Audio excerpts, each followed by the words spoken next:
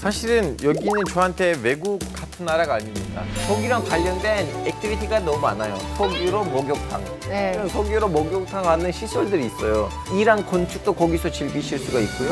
러시아, 독일 형식의 건물들도 수도바쿠에 잔뜩 많습니다. 지금 민주주의가 위기인가? 사실 이것은 질문이 아니라고 볼 수도 있어요. End of democracy. 근대 민주주의는 이제 끝난 게 아니냐. 어떻게 이 민주주의라고 하는 게 이렇게까지 다다랐을까? 자본주의 역사상 지금 우리가 살고 있는 이 시대처럼 이렇게 어마어마한 불평등이 지배한 적이 없어요. 민주적 제어 장치가 깨어져 버렸다라고 하는 데서 민주주의에 대한 무력감. 이제 미국과 유럽은 한국에서 민주주의를 배워야 합니다. 국제 이슈가 가까워지는 시간, 이승원의 월드시사 W 이승원입니다. 국제뉴스의 깊이를 더한 월드시사 W, 함께해 주실 전문가 소개하겠습니다. 먼저 알파고 신하씨 기자 나오셨습니다. 어서 오세요. 안녕하십니까. 네, 부정은 기자 나오셨습니다. 어서 오세요. 안녕하세요. 네. 그리고 썬킴 역사 스토리텔러 제 옆에 나와 계십니다. 네, 안녕하십니까. 안녕하세요. 네. 그리고 오늘 특별한 초대 손님을 모셨습니다. 김누리 중앙대학교 도거동문학과 교수님 나와주셨습니다. 어서 오세요. 네, 안녕하세요. 네, 제가 너무너무 기다리던 시간이었습니다. 맞습니다. 네. 본격적인 이야기에 앞서서 이번 주 주목할 국제 뉴스부터 정리해 보겠습니다. 이슬람의 사도 무함마드가 병전 쿠란을 게시받은 일을 기리는 신성한 달 라마단이 현지 시간 11일 시작됐습니다. 하마스는 라마단 기간 모든 전선에서 대결과 시위에 나서고 이스라엘은 라마단 기간 아라크사 참배를 허용하는 동시에 수천 명의 경찰을 배치했습니다. 아라크사 모스크는 이슬람과 유대교 공동 성지에 있어 양측의 충돌이 잦았던 곳입니다.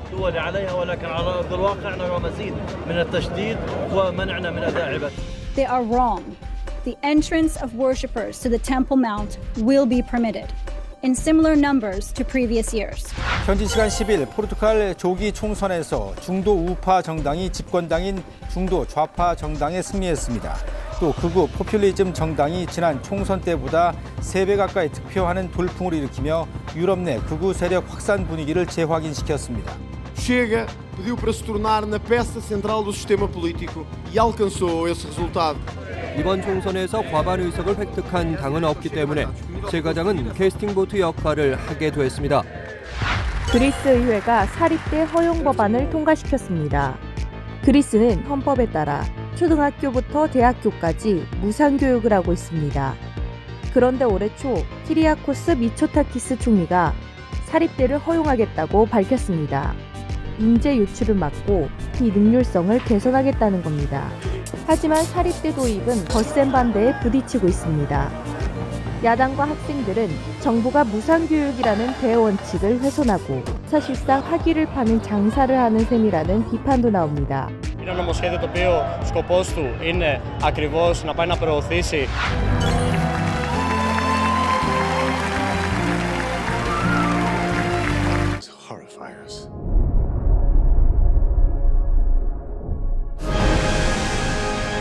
I am Bella Baxter.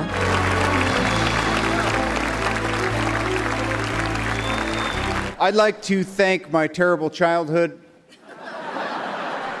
and the Academy, Susan Downey over there.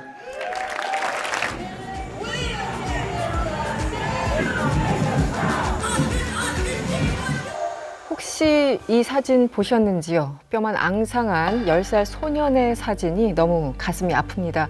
며칠 전 안타깝게도 영양실조 그리고 호흡기 감염을 앓던 아이 야잔이 끝내 숨졌다는 소식 전해졌었죠. 종전 소식은 들려오지 않고 있습니다.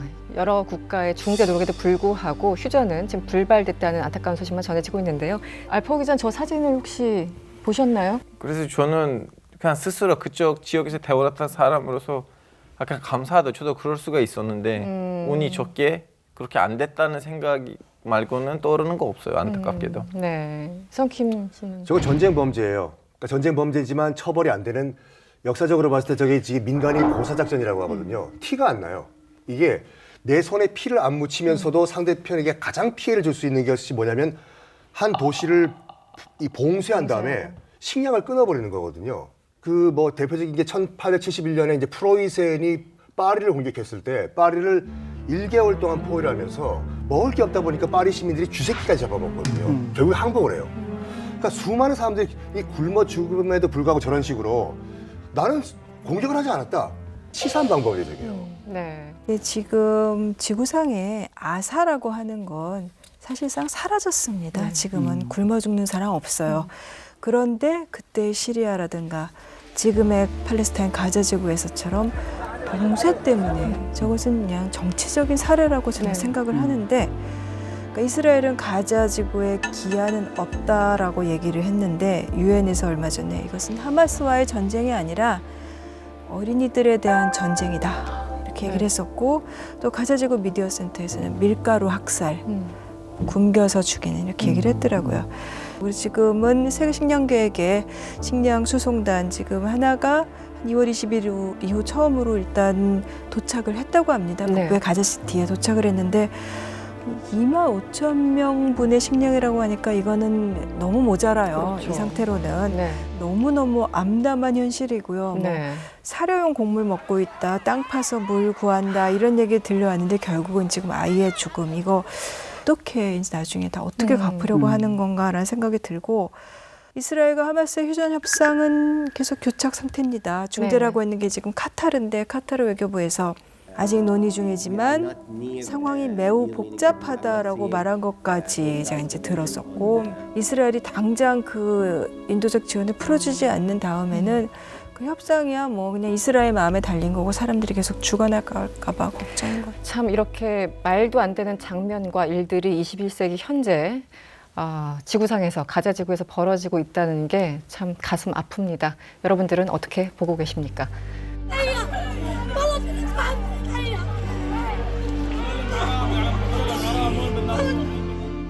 알파 기자와 함께 떠나는 3분 세계 12시간입니다. 자, 오늘은 어디로 떠납니까? 사실은 여기는 저한테 외국 같은 나라가 아닙니다. 제가 태어났던 도시는 원래 이 나라 땅이었는데 1차 대전 끝나고 난 다음에 튀르키예 지도자 케말 파샤하고 이제 레닌 이제 협상을 해서 이제 국경을 맺으려고 했을 때는 제가 태어났던 도시를 아제르바이잔 영토로부터 빼서 받고 바투미를 조지아한테 돌려주는 서련을 통해서 그런 작업이 있었는데 그래서 오늘 갈 나라는 아제르바이잔입니다. 네.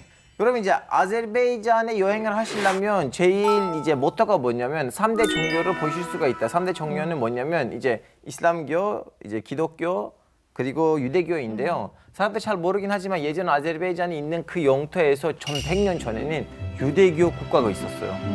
그러다 보니까 오늘도 아직도 아제르바이잔 안에는 유대인들이 너무 많고요. 그리고 유대교 성당들도 있고, 그리고 예전에는 이제 러시아 지배를 받다 보니까 종교의 성당들도 있고, 그리고 인구의 대다수가 이제 이슬람교이다 보니까 이슬람 사원들도 많아요. 근데 3대 종교라고 하면 이제 부족해요. 4대 종교로 갑시다. 네.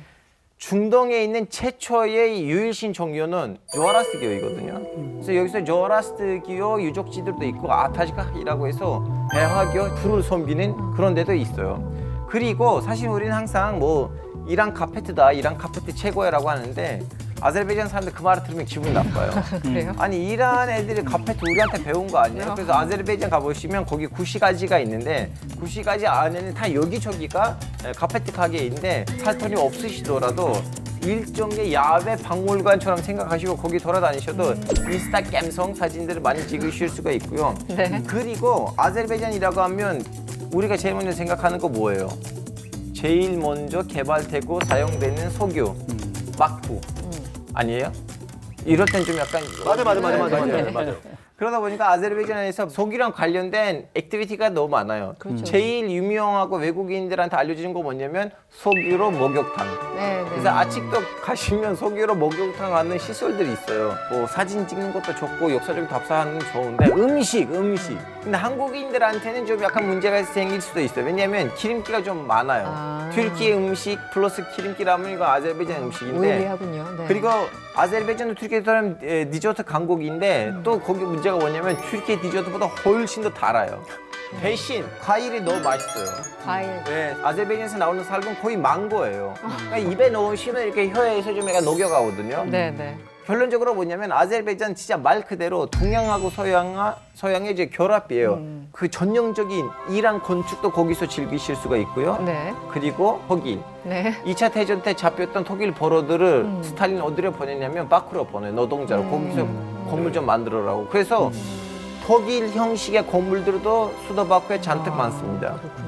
알파고 기자가 설명해주는 세계 일주가 뭔가 다 통합, 융합 이런 걸 상징하는 저는 국가들을 짬뽕 좋아해요. 주로 뭘 짬뽕 좋아해? 제가 한번 예전에 아제르바이잔 통과해가지고 이제 아르메니아랑 그루지아를 가려고 했는데 아르메니아 들어가는데 막더라고. 아제르바이잔 여권 찍히면 아르메니아 들어갈 때 그게 힘들어요. 뭐 통합이에요, 그게? 아르메니아 여권, 아르메니아 도장 찍히면 아제르바이잔 들어갈 때 힘들어요. 근데 양국가 사이가 최근에 와서 좋아지고 있어요, 단계별로. 아, 그래요? 왜냐면 아르메니아에서 정권이 교체됐는데 잊을 거 없어요. 우리 국민이 굶어져고 있는데 그래서 네. 역사적인 문제들을 잠시 좀 약간 네. 냉정에다가 놓고 네. 우리는 빨리 이제 국가 정상화를 하면서 다시 좀 약간 수교를 하고 최근에 와서 사이가 좋아져요. 근데 정리를 해야 되는 게 아르메니아 측에서는 조로아스트교가 자기 땅에서 먼저 시작했다고 얘기를 해요. 뭐 결혼적 유족수는 아제르바이잔에 있으니까. 알겠어요. 네. 본격적인 이야기 앞서서 이야기를 나눈 아제르바이잔. 이 나라의 세계 민주주의 지수가 갑자기 궁금하지 않으십니까, 구정 기자님? 저는 사실 안 궁금해요. 안 궁금해요. 왜 그러냐면 네. 너무 낮을 게 그럴 것 거의 같아요. 확실시되기 때문에 네, 네. 이 중앙아시아의 그 옛소련권에서 독립한 나라들 중에 그래도 힘들지만 그래도 민주화 과정을 겪고 있는 나라들이 있는가 하면 아주 최근에 몇 년 동안의 상황이에요. 네. 이 나라는 거의 뭐 이쯤 되면 세습 독재 수준이라고 봐야 되는 나라기 때문에 대통령만 세습 아니에요. 내각에 있는 몇 명 장관도 세습으로 가고 있어요. 나라를 지역별로 분배시킨 거예요. 마치 네. 아랍에미리트를 생각하시면 돼요. 네. 아제르바이잔 사람들은 사실은 그 중앙아시아 국가들 중에서 제일 자유롭게 돌아다니는 사람들이에요. 여권적으로. 왜냐면 다른 스탄 나라들은 여권을 신청하면 여권 팔기가 너무 힘들어요. 예외는 두 개예요. 하나는 카자흐스탄, 하나는 아제르바이잔인데 아제르바이잔 사람들 물어보시면 그분들은 민주주의에 대해 크게 관심이 없는 거는 마치 아랍에미리트랑 똑같은 케이스예요. 아. 그냥 다른 나라들 봐봐. 우리는 뭐 굳이 뭐 잘 약간 먹고 이런. 살아요. 그래서 네. 몇입니까? 저 모르겠어요, 숫자. 저기 고향이라며. 근데 정말로 아제르바이잔 사람들이 그거를 좋아하고 있을까요? 와, 선배님 저는 물어봤는데 큰 불만이 없어 보여요. 우리 나중에 언제 기회 되면 같이 취재 한번 가보도록 하죠. 네, 아제르바이잔 사람 부르세요. 네, 같이 가보시죠. 네, 지금 보니까요 130이라고 합니다. 아, 152라면 성공이에요. 뭐 저 정도면 150보다 오지는 나으니까. 않네요. 네, 이렇게 또 위로들을 합니다. 네. 2024년 올해는 슈퍼 선거의 해라는 사실 이제 많은 분들 알고 계실 텐데요. 선거는 흔히들 민주주의 꽃이라고 말하죠. 세계가 슈퍼 선거의 해인 동시에 우리에게도 코앞으로 다가온 선거를 앞두고 이런 주제를 잡아봤습니다. 8% 민주주의입니다.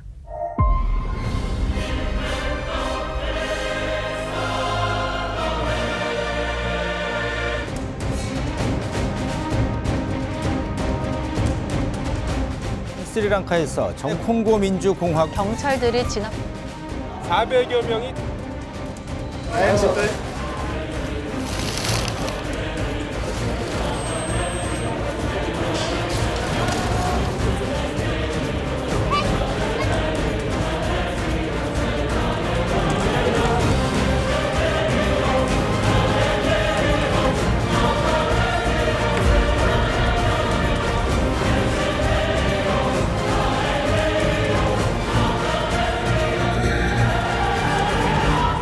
이코노미스트 인텔리전스 유닛의 한 보고서에 따르면 전 세계 국가 가운데 완전 민주주의 국가는 8% 미만이라고 합니다. 다행히 우리나라도 완전 민주주의 국가의 이름을 올리고 있는데요. 그럼에도 불구하고 결함이 없는 것은 아닙니다. 여러 가지 궁금한 점이 많습니다. 그래서 지금부터 우리가 반드시 알아야 하는 민주주의에 대해서 김누리 교수님께 특강을 들어보겠습니다. 지금 민주주의가 위기인가?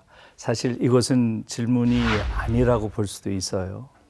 누가 봐도 지금 최근에 벌어지는 것은 민주주의가 심각한 위기 상태에 있다라는 것. 이것에 대해서는 대부분이 다 동의할 거고요.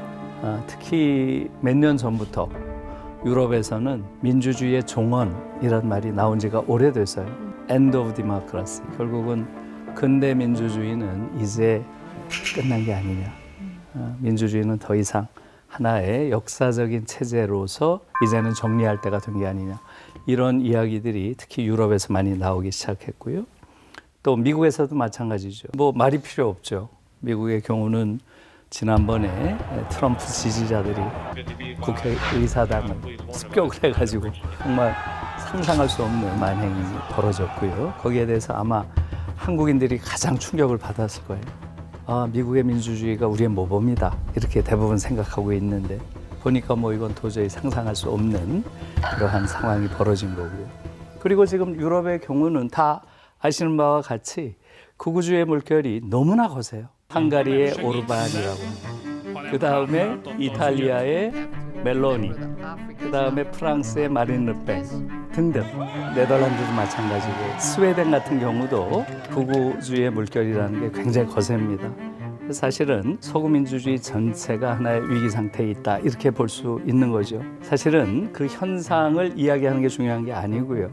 어떻게 이 민주주의라고 하는 게 이렇게까지 위기 상황에 다다랐을까? 여기에 대한 해석이 중요할 것 같아요. 그 원인에 대한.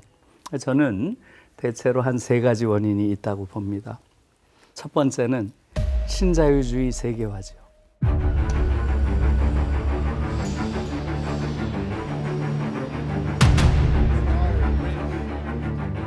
독일의 아주 저명한 철학자가 유르겐 하버마스라는 분이 있습니다. 이분은 신자유주의 세계화가 민주주의의 덫이 될 것이다. 이런 표현을 해서요. 근데 그 하버마스가 초기 신자유주의 단계에서 했던 이 경고가 제가 보기엔 과잉 달성된 것 같아요.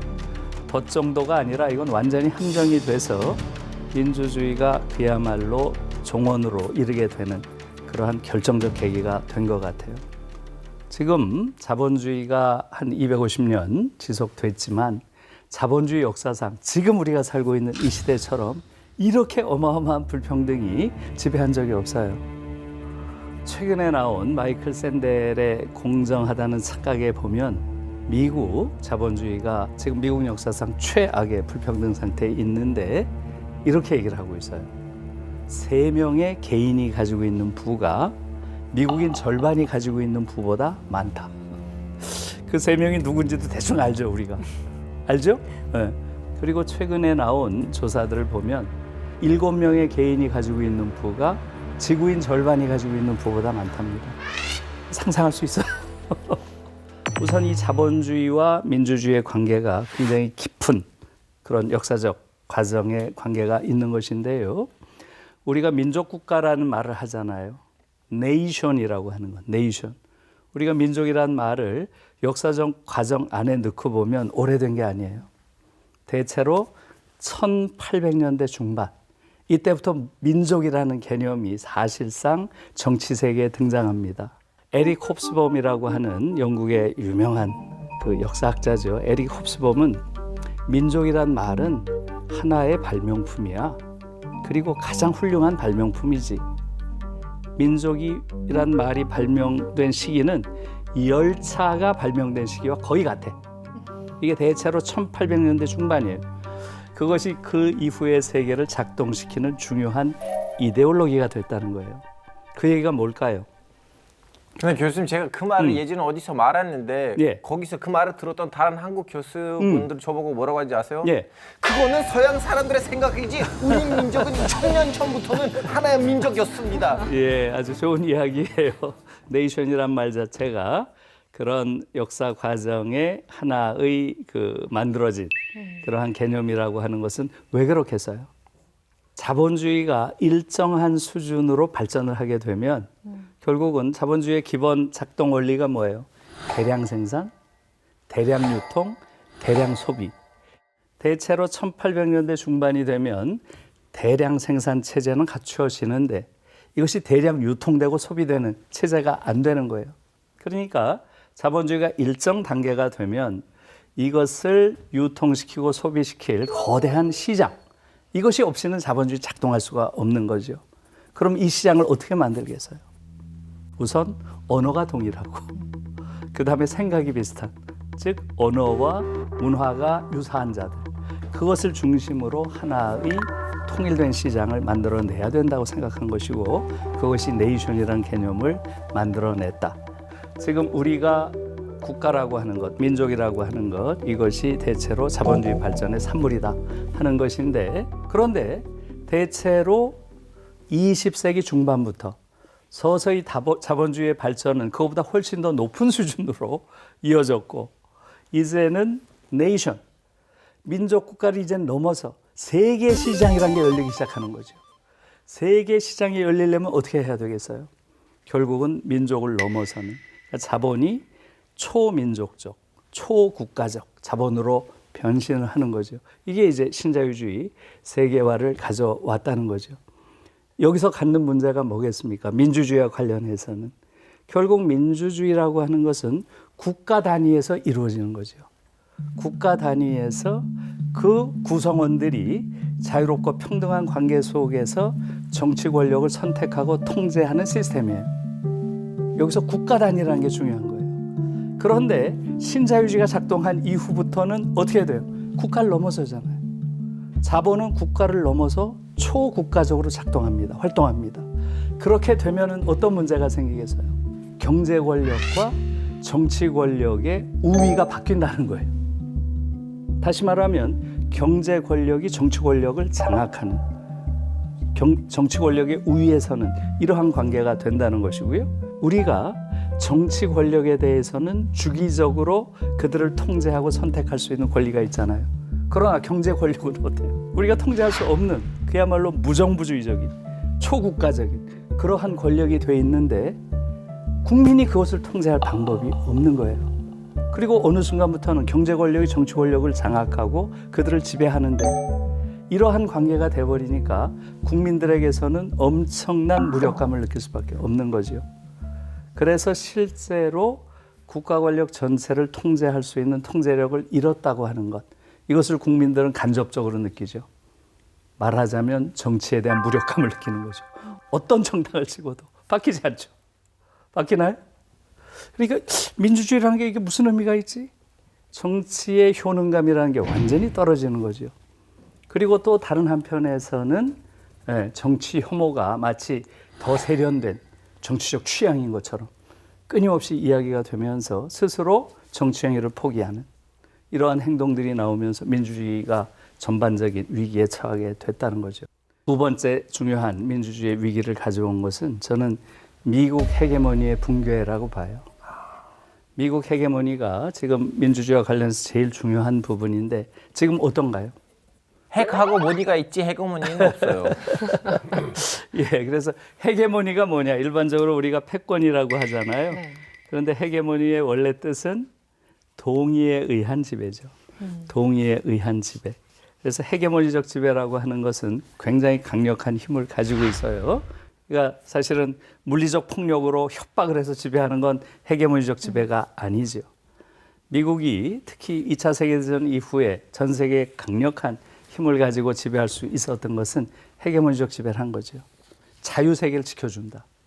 자유와 평등 또 연대라고 하는 근대 시민사회의 보편적 가치를 지킨다고 주장을 하죠. 최소한.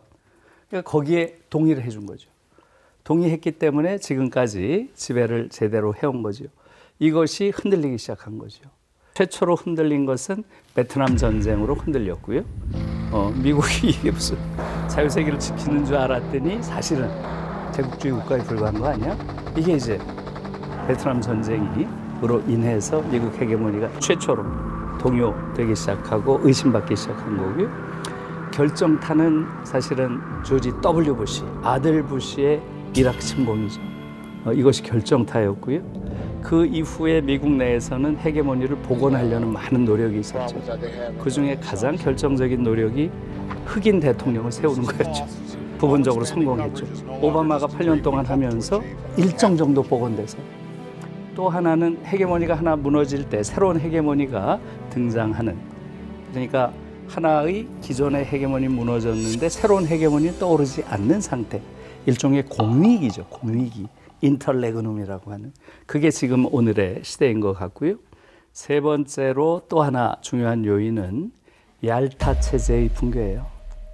결국은 오늘날까지 전 세계의 국제 관계를 지배해온 것은 1945년 2월 초에 있었던 얄타 회담이죠. 여기서 루즈벨트, 스탈린, 처칠 셋이 모여가지고 2차 세계대전 이후의 국제 질서, 여기에 대한 논의가 끝났죠. 그게 지금까지 지배해온 거죠. 그래서 제일 중요한 것은 결국은 유엔을 통한 소위 다자주의. 모든 참여하는 국가들이 자신의 권리를 주장할 수 있도록 한다는 것. 물론 강한 나라가 있지만 다자주의고, 그 다음에 식민주의로부터의 해방, 그러니까 식민주의를 금하는 이러한 합의, 그 다음에 신생 독립국가들의 발전을 지원한다라고 하는 이러한 합의들이 있었고, 이게 이제 2차 세계대전 이후에 새로운 질서를 만든 거죠. 그게 지금 붕괴되고 있는 거죠. 제일 큰 게 지금 우크라이나 전쟁을 얄타 체제의 해체 과정으로 봐야 된다는 거예요. 다시 말하면 이제 강력한 힘을 가진 국가가 주변의 약소국들을 공격하는 것, 이것이 얄타 체제에서는 그걸 금하기 위한 다양한 장치들을 가졌는데, 그게 해체되면서 러시아가 우크라이나를 공격한 것, 이것은 얄타 체제 붕괴, 해체를 알리는 중요한 요인이고 그러한 과정이고, 그게 이제 연속적으로 일어날 가능성이 있다고 보는 겁니다. 이것이 또한 민주주의 위기와 연결이 되는 것 같고요. 자, 이제 한국 민주주의에 대한 이야기를 조금 할게요. 한국 민주주의는 그럼 어떤 민주주의냐? 한국 민주주의는 대단한 민주주의예요. 우리가 그걸 몰라요. 지금 우리가 얼마나 대단한 성취를 했는지 우리 자신이 몰라요. 한국인이 제일 모르는 것 같아요. 오히려 외국에 나가면, 특히 외국의 학자들은 정말 한국 민주주의에 대해서 경탄합니다. 특히 2016년 제가 이제 가장 인상적이었던 게 디 자이트라고 하는 유럽에선 가장 권위 있는 신문이에요. 그 신문에 나온 칼럼이에요. 12월 3일 날 이런 칼럼이 나와요. 이제 미국과 유럽은 한국에서 민주주의를 배워야 한다. 제가 그 칼럼을 읽으면서 계속 울었어요. 세상에 살아생전에 이런 칼럼을 다 보는구나. 이런 날이 오는구나. 제가 79학번이에요. 79학번. 너무나 절망적인 암울한 시대였기 때문에 친구들 만나면 늘 하는 얘기가 그거였죠. 우리도 언젠가는 미국이나 유럽처럼 내 손으로 대통령을 뽑는 날이 올까? 이런 말을 술 마시면서 많이 했어요. 그러면 뭐라고 답하겠어요? 야, 그런 날이 오겠냐? 절대 안 와. 어려울 거야. 어려울 거야. 그런 분위기에서 우리가 컸죠. 그런데 지금 살아생전에 미국과 유럽이 한국에서 민주주의를 배워야 한다, 이런 말이 나온다는 게 너무나 놀라운 거였죠. 그 이유는 여러분 다 아실 거예요. 시리아 난민들이 막 넘어오면서, 시리아 난민 소위 사태라고 하죠. 유럽에서 극우주의 물결이 유럽 전역을 그야말로 휩쓰는 시기였죠. 그때 이제 end of democracy, 근대 민주주의는 이제 수명을 다한 모양이다, 이런 얘기가 나왔는데, 그때 어떤 일이 벌어졌어요? 유라시아 대륙의 오른쪽 끝에 대한민국이란 나라에 광화문에서 토요일만 되면 사람들이 모이는 거예요. 한 손에 촛불을 들고 평화롭게 국정을 농단한 대통령에 대해서 사람들이 결국은 비판을 하고, 이것을 국민의 대표기관이라고 하는 의회가 받아들여서 법적으로 탄핵을 하고, 이것을 헌법기관인 헌법재판소가 인용을 한, 받아들인 이 일련의 과정은 그야말로 민주주의의 정석을 보여준 거죠. 이게 전 세계를 감동시켰던 모양이에요. 전 몰랐어요. 제가 그 컨퍼런스에 가서 이 이야기를 계속 듣는 거예요, 사람들한테. 한국 민주주의는 한편으로 대단하다는 것 여러분들이 좀 기억하셔야 되고요. 민주주의 다양성 연구소라는 데서 2019년에 한국 민주주의를 평가를 했습니다. 이 민주주의 다양성 연구소는 스웨덴에 있는 거죠. 이건 아주 국제적으로 굉장히 권위 있는 연구소고요. 이것은 10년에 한 번씩 전 세계 민주주의를 평가해서 순위를 매겨서 발표를 해요. 그 당시에 170등은 아까 말씀하신 노스코리아. 그건 뭐 어쩔 수 없죠. 거긴 민주주의와는 거리가 멀죠. 3대 세습을 하고 있으니까. 한국이 몇 등을 했을까요? 2019년. 19년. 당시에 사실상 1등을 했어요. 사실상 1등이란 말은 1등이 아니란 얘기죠. 예, 12등을 했어요. 큰 나라 중에서 1등을 한 거예요.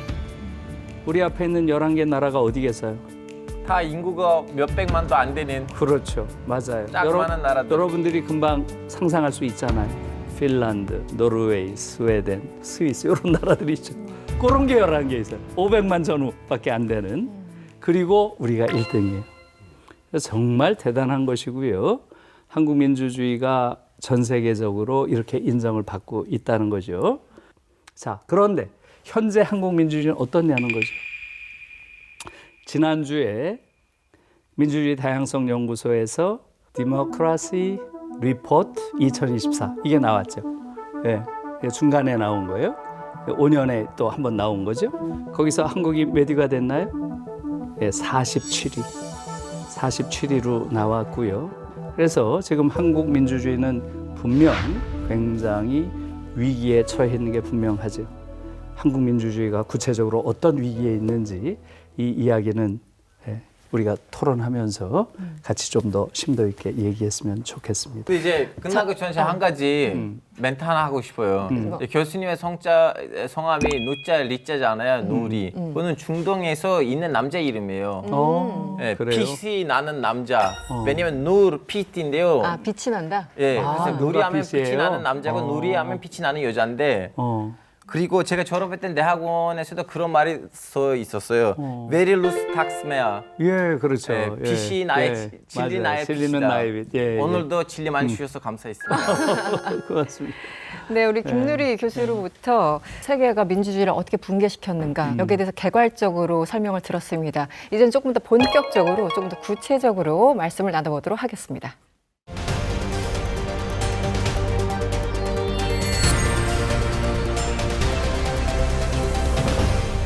네, 교수님으로부터 민주주의에 대한 강의를 일단 들었는데요.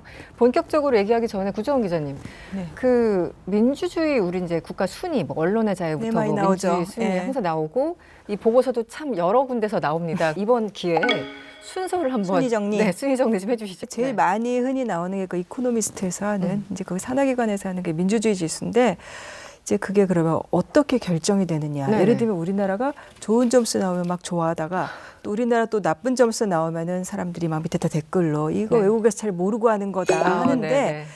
그렇게 주먹구구식으로 하지 않고 기준들이 다 있습니다. 그렇겠죠. 예를 들면 이코노미스트 같은 경우는 선거, 그다음에 선거와 다원주의 이런 거 하나 매기고 그다음에 시민의 자유 그리고 또 하나가 이제 정부의 기능 얼마나 원활하게 시민의 뜻을 받아들여서 하고 있나. 그다음에는 정치 참여, 시민의 참여와 그다음에 정치 문화예요. 네, 그러니까 한마디로 말하면 선거가 얼마나 자유롭고 공정하며 유권자들이 안전하게 투표할 수 있고 정부는 일을 잘하는가. 네. 작년의 상황을 종합한 보고서에는 지금 갈등과 전쟁이 많다 보니까 갈등의 시대라는 제목을 붙여놨더라고요. 아, 네. 근데 뭐 1등부터 다 우리가 예측 가능한 나라들이에요. 네. 노르웨이, 뉴질랜드, 아이슬란드, 스웨덴, 핀란드 이런 나라들이고요. 아시아 국가들 중에서는 뭐 뉴질랜드를 아시아라고 본다면 뉴질랜드가 2등이고 그다음에 대만이 10위, 네. 그다음에 일본이 16위, 한국이 22위. 한국이 22위. 예, 그리고 그 아프리카의 섬나라 모리셔스하고 유럽의 그리스가 한국보다 한 단계 위인 공동 20위예요. 그 한국 바로 아래 단계가 이제 프랑스와 스페인인데 여기까지가 이제 완전한 민주주의 24개국 분류가 된 거고요. 이거는 이제 정치적인 이제 민주주의 지수를 얘기하는 거고 그 프리덤 하우스라는 데서 뽑는 다른 게 있어요. 네네. 이게 정치적 권리와 시민 자유 부분 이거 지수를 뽑는데 높은 나라들은 대체로 비슷합니다. 뭐 핀란드, 뉴질랜드, 노르웨이, 스웨덴, 캐나다 이런 나라들인데 여기서 한국이 58위? 이것은 우리나라가 여기저기서 얻는 각종 랭킹 중에서 거의 젠더 지수 다음으로 낮지 않을까. 그러네요. 네. 근데 프리덤 하우스에서 이 한국 관련된 코멘트를 보면은 한국인들은 정기적인 권력 교체와 강력한 정치적 다원주의의 혜택을 누리고 있다. 네. 참 높은 평가고 좋은 점이죠. 네.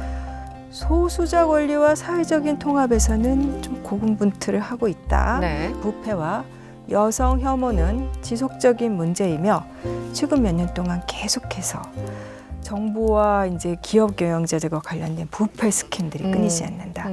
이것을 어떻게 보면은 우리 다 아는 거를 그냥 남의 말을 통해 한번 들어본 겁니다. 네, 보고서를 통해. 네, 알겠습니다. 교수님, 일단 민주주의의 지금 위기에 대해서 강의를 주셨는데 이 민주주의 하면은 어떤 범주, 기준이 있잖아요. 교수님이 생각하시기에 이 민주주의를 잘 실현하는 나라의 기본적인 뭐 요소들, 공통점, 뭐 어떤 게 있을까요?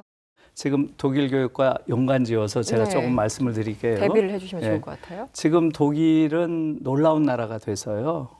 그러니까 지금 독일이라는 나라는 국제적인 여론조사 기관, 갤럽이라든가 입소스라든가 휴리서치 이런 데서 매년 하는 여론조사 설문 중에 가장 존경할 만한 나라가 어디냐 이런 항목이 있어요. 독일이 대체로 2016년 이래로 계속 1등을 했어요. 그게 믿어지세요?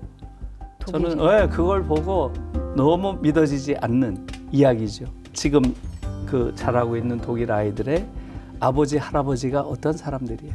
우리가 다 알고 있잖아요. 600만 명을 학살했죠. 그렇죠. 전쟁을 일으킨. 1차 세계대전 누가 일으켰나요?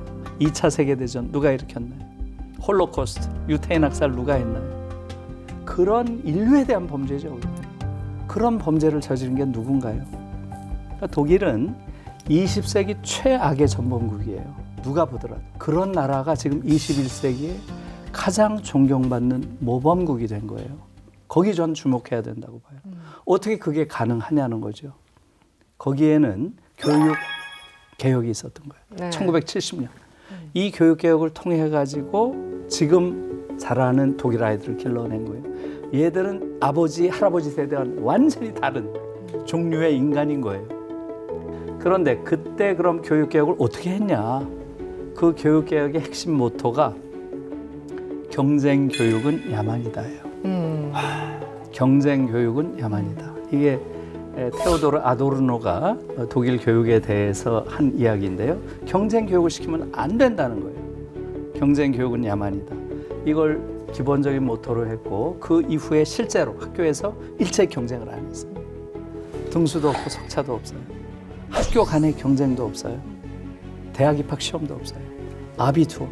고등학교 졸업 시험만 보면 원하는 대학, 원하는 학과를 원하는 때에 갈 수 있어요. 때까지 열어놨어요. 시기까지. 네, 시기까지. 그러면 아비투어는 얼마 붙나? 90% 이상이 붙어요.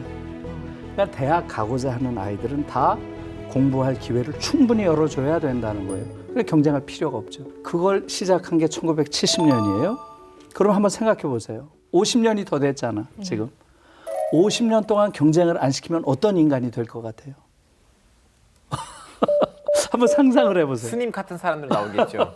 아, 이걸 우리는 못해요. 네. 그러니까 절대평가를 한다고 하면 그 절대평가를 한 거를 비켜가서 또 다른 변별력의 뭔가를 만들어낸다. 뭔가를 만들겠죠. 그러면 그게 이제 경쟁 교육을 시키지 않은 것이 오늘날 이런 성숙한, 사실은 세계에서 지금 가장 성숙한, 제가 독일에 갈 때마다 느껴요. 어떻게 이런 애들을 길러냈을까. 그런데 이제 대부분의 사람들이 궁금해하는 것은 왜 교육 개혁을 하는데 경쟁을 그렇게 부정적으로 봤을까? 왜 그 경쟁을 야만이라고까지 했을까? 그 부분이죠. 그게 좀 궁금하죠. 경쟁도 긍정적인 측면이 있는데 우리는 그렇게 생각하잖아요. 왜 그랬을까요? 누구 때문에 그랬을까요? 히틀러 때문이죠. 어떤 우월성 뭐 이런 것들. 그렇죠. 결국은 70년의 교육개혁의 핵심은 바로 히틀러 과거의 청산이었어요. 목적이. 그 당시에 나왔던 핵심적인 구호가 아우슈비츠를 더 이상 반복해선 안 된다. 아우슈비츠를 반복하지 않기 위해서는 그럼 어떻게 해야 될 것인가? 이거예요. 교육을 어떻게 바꿀 것인가? 당연히 인적, 제도적 청산을 해야 되겠죠. 과거 청산하기 위해서. 지금도 하고 있잖아요, 독일은. 공소시효가 없잖아요. 100세 넘은 사람도 지금 발각이 되면 그냥 감옥에 넣잖아요. 우리가 늘 보잖아요. 더 근본적인 청산은 뭐겠어요? 히틀러 파시즘을 가능하게 했던 정신적 뿌리를 뽑아야 된다고 본 거예요. 히틀러는 세상을 어떻게 봤나요? 이 세계는 무한 경쟁이 펼쳐지는 거대한 정글로 봤죠. 그리고 이 정글에서는 다윈의 법칙이 적용된다. 그것은 뭐예요? 적자생존, 약육강식, 자연도태. 이게 인간 사회에도 그대로 적용된다는 거예요. 그러니 우월한 게르만족이 저 열등한 유태족을 우리가 지배하고 학대하고 더러 학살의 기로선이 그게 뭐 그렇게 잘못된 거예요? 이런 식으로 정당화한 거예요. 민주주의자들은 다르죠. 민주주의자들은 모든 구성원들은 다 자유롭고 평등한 관계에 있고 그들은 다 다양한 소양과 취향과 재능이 있고 그 사이에 우열이라는 게 존재하는 게 아니고 그 다양성을 존중하는 것 이렇게 배워야 되잖아요. 우리 교실 보세요. 우리 교실에서 민주주의자가 가능하겠어요? 경쟁, 우열, 지배. 지금 한국 교실에서 12년 배운 아이들은 이 논리를 완전히 무장하고 나와요. 한국 교육의 어느 부분에 결함이 있다는 게 아니에요. 한국 교육에서 정상이라고 부르는 바로 그게 파쇼적이라는 것이죠. Pathology of Normality. 우리가 노말이라고 부르는 그 자체가 병들어 있을 때 과연 우리는 이걸 어떻게 고칠 것인가. 이 고민이 필요하다는 거죠. 예. 듣고 보니까 그 핑크 플로이드의 Another Brick in the Wall이라는 노래가 있거든요. Teacher, leave the kids alone이라고 하면서 학생들을 이 벽돌로 만든 이 벽의 하나의 블록으로 만들지 마라. 다 개개의 소중한 존재들이다. 그거 벽을 부수자라고 하는 것이 교수님 말씀이시죠 지금? 네, 저는 그런 칼럼을 쓴 적이 있어요. 민주주의자 없는 민주주의. 그러니까 민주주의란 제도는 얻었지만 우리가 민주주의 자냐는 거죠. 우리 민주주의자 맞아요? 사실은 권위주의자. 파시즘의 범주에 너무 많이 들어가요, 한국인들은. 그건 왜 그럴까요? 한국 교육을 12년 동안 받으면 성숙한 민주주의자가 될까요? 이건 정말 중요한 물음이에요. 이 교실을 근본적으로 바꾸지 않는 한 한국 민주주의는 성숙한 민주주의가 될 수가 없어요. 한국 교육을 잘 받을수록 더 민주주의와 거리가 멀어집니다. 저도 지금 한 교육업계에 한 20년 넘게 몸담았던 사람으로서 어떻게 보면 가장 근본적인 문제임에도 많은 분들이 이게 그 방안의 코끼리 같이 무시를 해요. 이게 왜냐하면 건드릴 해결책이 없거든요. 그러니까 이제 교실을 말씀하셨는데 지금 우리나라의 그 교실 일반, 2반 나눠져 있고 반장, 부반장이 있고 분단장이 있고 또 이런 식으로 돼 있는 거는 또 선후배가 돼 있고 이거는 일제강점기 때 이제 일본 군국주의가 뭐라고 할까 이제 학교에 이제 군대화를 만들기 위해서 만든 시스템이에요. 이 그대로요. 소대 규모로요. 근데 일본조차 지금 그걸 만들어낸 일본조차도 이제 선후배, 센파이 고하이 시스템이라고 하지 않습니까? 이걸 일본도 포기를 했어요. 근데 그걸 아직까지 우리가 갖고 있는 거가 뭐냐면 방금 말씀하신 것처럼 생각을 자유롭게 생각할 수 있는 그런 학생을 길러낼 수 없는 시스템 자체예요. 그쪽으로 풀어나간다고 하면은 교육 시스템 자체를 근본적으로 이제 우리가 개혁을 해야 되는데 그게 참 힘들거든요, 교수님.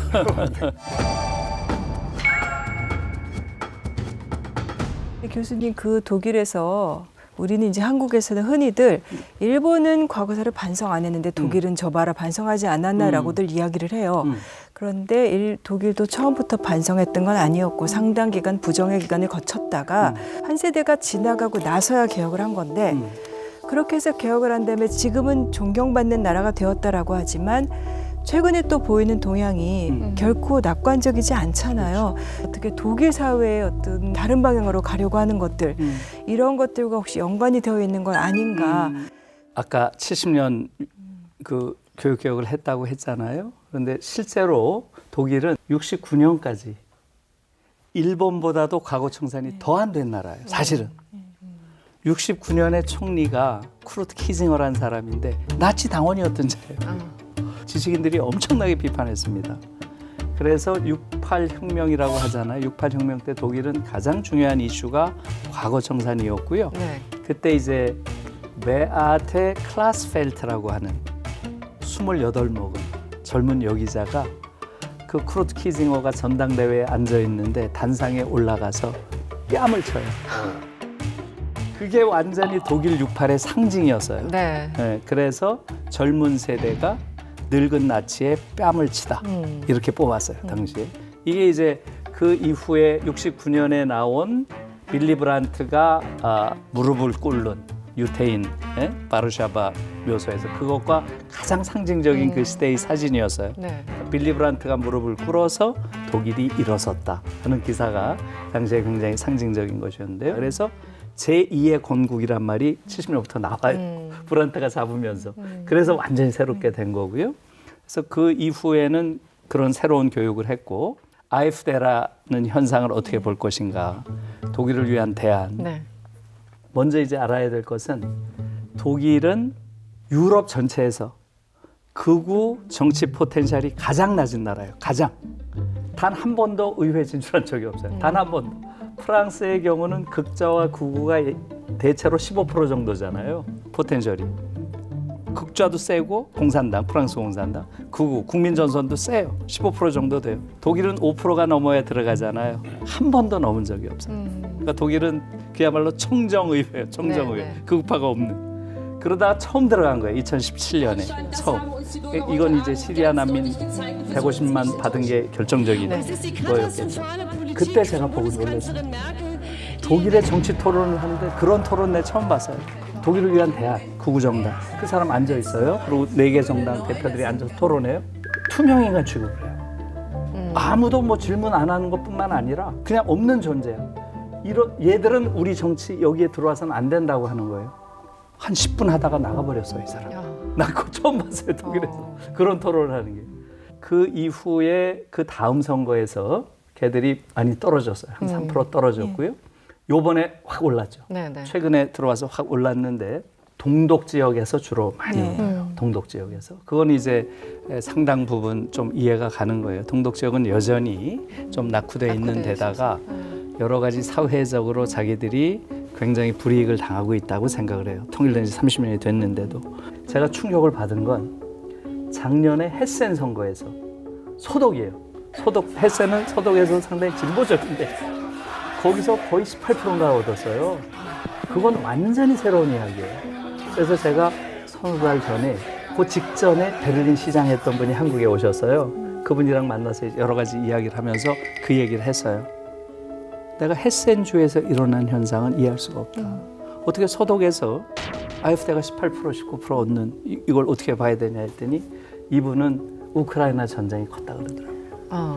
독일인 전체를 지금 휩싸고 있는 불안의식이라는 게 있대요. 불안의식. 그것이 소독에까지 지금 덮쳐온 것 같고 하다는 이야기를 하더라고요. 그래서 최근에 지난달에 우리 대학원생들이 독일에 갔다 왔는데 베를린에서 100만 명 이상의 AfD 반대 시위를 했답니다. 네, 그것도 유명했습니다. 그걸 가서 봤대요, 얘들이. 그걸 보면서 정말 인상을 받았다고. 그러니까 이제 그 두 세력 사이에 그런 긴장들이 있는 거고, 그들을 넉넉히 제압할 수 있는 그러한 주류의 정신은 여전히 존재한다. 이렇게 볼 수 있을 것 같아요. 약간 시간을 돌려보면은 네. 1974년 포르투갈 이제 카네이션 혁명, 그 당시 이제 그 독재 정권을 물리치기 위해 가지고 이제 무력 진압을 나왔던 그 군경들의 총구에 이제 붉은색 카네이션을 꽂았지 않습니까? 그래서 카네이션 혁명이 일어났고, 뭐 2004년도 유센코라는 이제 우크라이나 독재자를 이제 물러나게 하기 위해서 지금 키이우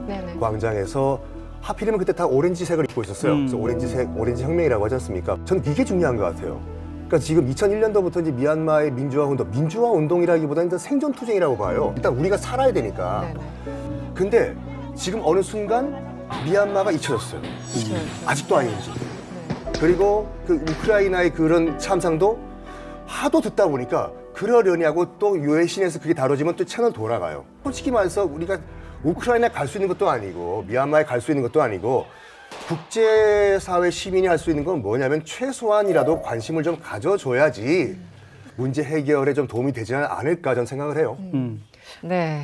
이 민주주의자가 없는 민주주의, 또 일상의 어떤 파시즘 이런 것들 뭐 내재하고 있는 것 같고, 저도 거기서 얼마나 벗어나 있는지 스스로 좀 반성하게 되기도 합니다. 그럼 다음 주 그 자리에다가 다른 사람을 앉히는 거 어떨까요? 우리 따로 논의를 해보도록 하죠.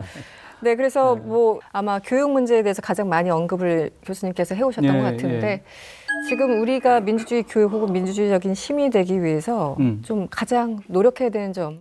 한국 민주주의가 어떤 분야에서는 굉장한 성취를 했는데 어떤 분야에서는 여전히 이루어지지 않고 있다는 거죠. 그래서 저는 이것을 대체로 4개로 나눠가지고 정치민주화, 사회민주화, 경제민주화, 문화민주화 이렇게 나눠서 보면 정치민주화는 상당 정도 지금 이루고 있어요.